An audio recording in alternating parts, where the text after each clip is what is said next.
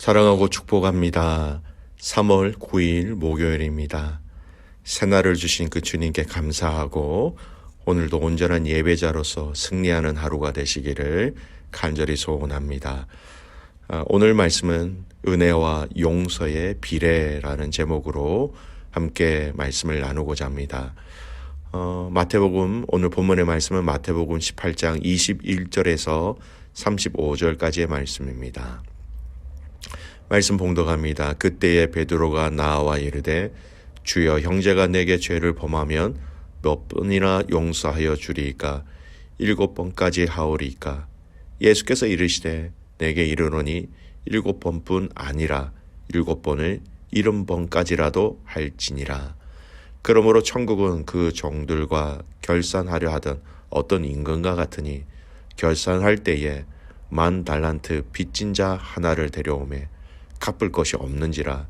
주인이 명하여 그 몸과 아내와 자식들과 모든 소유를 다 팔아 갚게 하라 하니 그 종이 엎드려 절하며 이르되 내게 참으소서 다 갚으리이다 하거늘 그 종의 주인이 불쌍히 여겨 놓아 보내며 그 빚을 탕감하여 주었더니 그 종이 나가서 자기에게 100데나리온 빚진 동료 한 사람을 만나 붙들어 목을 잡고 이르되 빚을 갚으라 하매 그 동료가 엎드려 간구하여 이르되 나에게 참아 주소서 갚으리이다 하되 허락하지 아니하고 이에 가서 그가 빚을 갚도록 옥에 가두거늘 그 동료들이 그것을 보고 몹시 딱하게 여겨 주인에게 가서 그 일을 다 알리니 이에 주인이 그를 불러다가 말하되 악한 종아, 네가 빌기에 내가 네 빚을 전부 탕감하여 주었거늘 내가 너를 불쌍히 여김과 같이 너도 네 동료를 불쌍히 여김이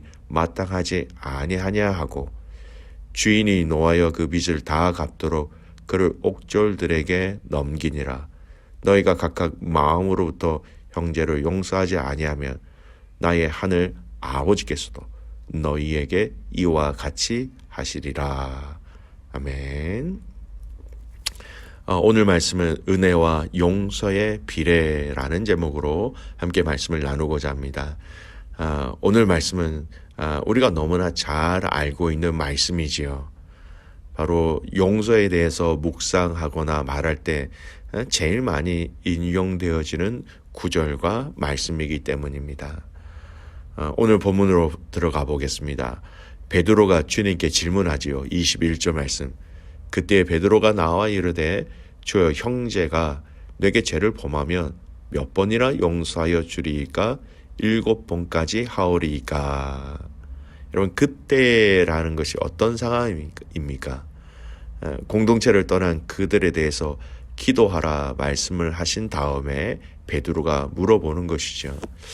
여러분, 베드로는 공동체 안에서 어떠한 지체가 죄를 짓고 공동체에게 상처를 주었을 때라는 그 경우를 예를 들어 이렇게 이야기하고 있는 것 같습니다.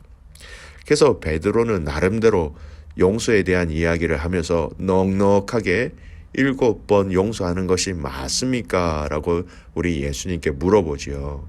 자신이 가지고 있는 이 답이면 충분하지 않습니까? 이런 질문입니다. 여러분, 그런데 왜 베드로는 7번이라는 이 숫자를 이야기하였을까요? 좀 의미가 있습니다.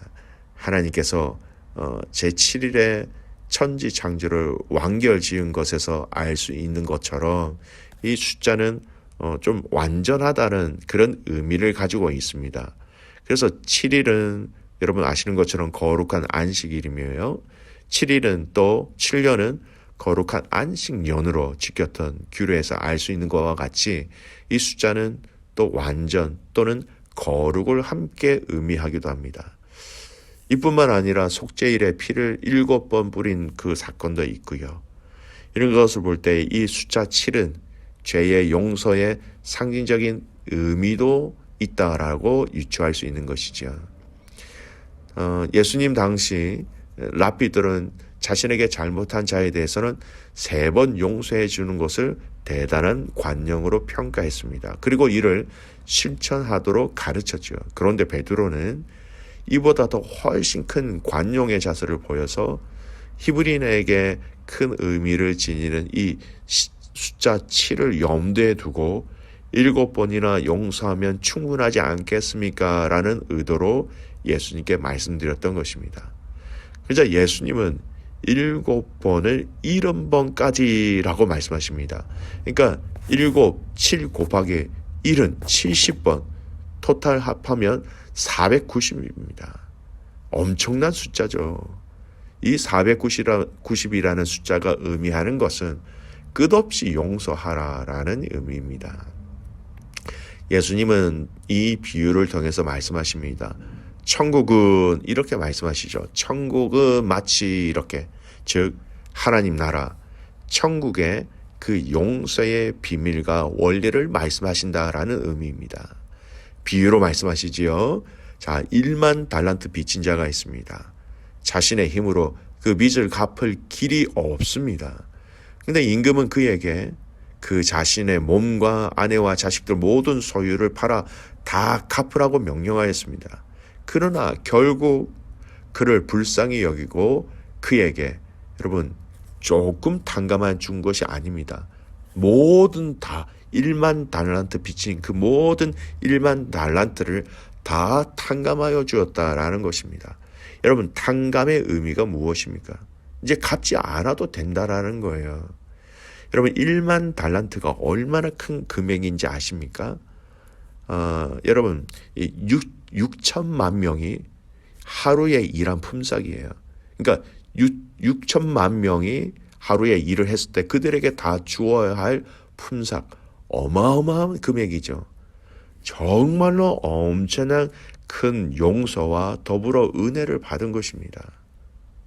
또 이 비유의 스토리는 계속해서 이어지죠. 이 1만 달란트 빚을 탕감받은 자에게 여러분 100데나리온 빚을 진 사람이 있었습니다. 여러분, 데나리온, 여러분 장정의 하루치 품삯입니다. 그러니까 100데나리온 정도 되면 3, 4개월 정도의 월급이라고 할 수 있죠. 큰 금액이지만 1만 달란트와 비교하면 비교할 수 없을 정도로 작습니다. 숫자적으로 계산해 보면 여러분 약 60만 분의 1 정도입니다. 그런데 그는 다르게 반응합니다. 빚을 갚으라고 매우 공격적으로 이야기합니다. 목을 잡고, 우리 한국말로 맥살을 잡았다는 것이죠.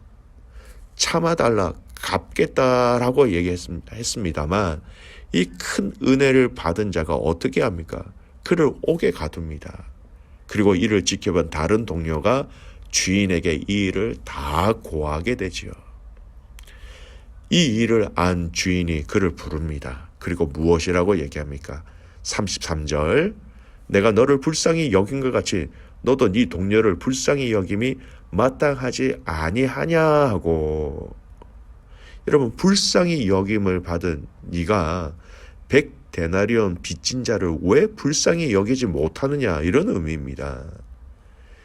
예수님은 이렇게 이 비유를 들어 설명하시면서 베드로에게 지금 또 저와 여러분에게 말씀하시는 핵심적인 내용이 무엇입니까?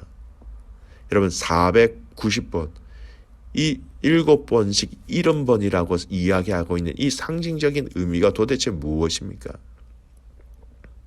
여러분, 우리의 죄악의 문제, 죄의 문제를 우리 하나님은 예수님을 통하여 다 탕감해 주셨어요. 용서해 주셨습니다. 우리 힘으로 도저히 감당할 수 없는 죄의 문제 아닙니까? 아무리 큰 대가를 지불하더라도 이 죄의 문제는 우리의 힘으로 스스로 해결할 수 없는 문제였습니다. 그런데 주님은 우리를 위하여 죽으심으로 이 죄의 문제, 도저히 우리의 힘으로 감당할 수 없는 이 문제를 해결해 주셨다라는 것이죠. 이 용서가 바로 1만 달란트 탕감받은 우리라는 것입니다. 이렇게 너희가 큰 용서를 받았다라는 겁니다. 그런데 우리에게 죄 지은, 우리에게 잘못을 범한 그 사람을 용서하지 못한다고 한다면 여러분, 우리는 100데나리온 빚진 자를 용서하지 못하는 그와 다름이 없다라는 것입니다. 여러분, 성경에는요, 용서에 대한 구절을 많이 얘기하고 있습니다만 이 용서에 대한 구절을 얘기할 때 꼭 항상 예를 든 것이 있습니다. 공통적인 것이 있어요. 골로새서 3장 13절 말씀 읽어드립니다. 누가 누구에게 불만이 있거든 서로 용납하여 피차 용서하되, 용서하라고 분명히 말씀하시는데 그 다음 문구를 보십시오. 주께서 너희를 용서하신 것 같이 너희도 그리하고. 핵심이 무엇입니까? 주께서 너희를 용서하신 것 같이. 에베소서 4장 32절 말씀. 서로 친절하게 하며 불쌍히 여기며 서로 용서하기를. 그 다음 문장입니다. 하나님이 그리스도 안에서 너희를 용서하심과 같이 하라. 하나님이 그리스도 안에서 너희를 용서하신 같이 너희도 그렇게 용서함을 받았기 때문에 너희 또한 용서하라라는 것입니다. 여러분, 우리가 다른 사람을 용서할 수 있다라는 것, 그리고 우리가 다른 사람을 용서한다라는 것은요, 그 용서 자체가 우리 자신이 그리스도에게 용서함을 받은 것입니다라는 것을 스스로 인정하고 고백하는 행동이라는 것을 우리는 알아야 합니다. 고린도후서 2장 10절 말씀입니다. 너희가 무슨 일에든지 누구를 용서하면 나도 그리하고, 내가 만일 용서한 일이 있으면 용서한 그것은 너희를 위하여 그리스도 앞에서 한 것이니니. 여러분, 용서는 그리스도 앞에서 한 것이다. 즉 그리스도의 가르침을 따라 한 것이다. 그렇게 말씀하고 계십니다. 오늘 이 본문의 내용을 다시 한 번 더 정리해 보면 이렇습니다. 저와 여러분은 용서함의 은혜를 받은 성도들입니다. 그 용서의 은혜로 하나님의 자녀가 되었지요.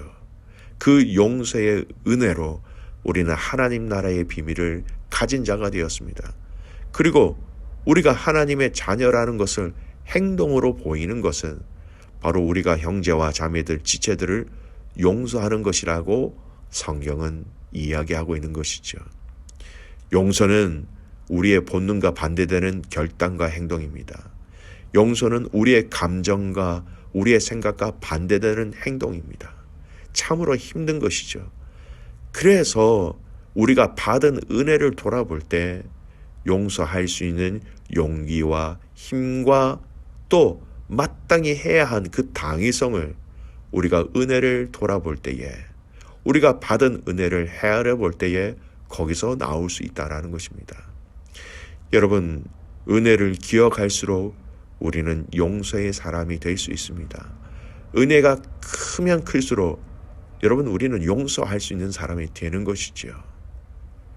여러분, 오늘 이 말씀의 결론을, 이 말씀의 내용을 이미 예수님께서 여러분 상산수훈의 말씀 가운데 이미 우리에게 하셨습니다.